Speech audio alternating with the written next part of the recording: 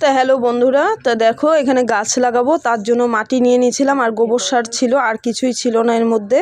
আর এটা দেখো একটা গোলাপের কেনা গাছ ছিল, তার থেকে আমি ডালটা কাইটে মাটি দিয়ে পুঁতে রাখছিলাম, শেকড় ছাড়ছিল, তা দেখালাম তোমাদের।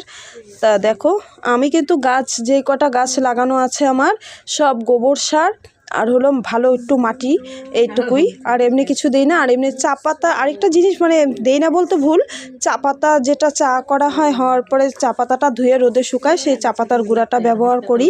তাতে কিন্তু আমার গাছে কোনো রকম না পোকা হচ্ছে না কোনো কিছু, মানে ফুলও ভালো কম বেশি দিয়েই যাচ্ছে। তো অনেক ধরনেরই ফুল গাছ আছে, তা সময়ের অভাবে ঠিকঠাক মতো একটু যত্নও করতে পারছি না, যতটা মানে করা যাচ্ছে চেষ্টা করতেছি সেভাবেই করছি। তা তোমাদের কেমন লাগে অবশ্যই কমেন্টে বলবে। তো এখানে গাঁদা ফুল কেনা চারা ছিল, ছোট ছোটই ছিল চারাগুলো একদমই। তা দেখি এখন 4 রকমের হয়েছে এখানে। তো ভোলা গাঁদা আছে 2 রকমের, পেঁচি গাঁদা আছে 2 রকমের, আর রক্তগাঁদাও আছে তার সাথে। আর এখানে এই যে নয়নতারা ফুলের গাছ, নয়নতারা ফুলের গাছ 2 রকমের ছিল, তা একটা গাছ মারা গেছে, তা আবার দেখি যদি আনতে পারি রানী কালারটা।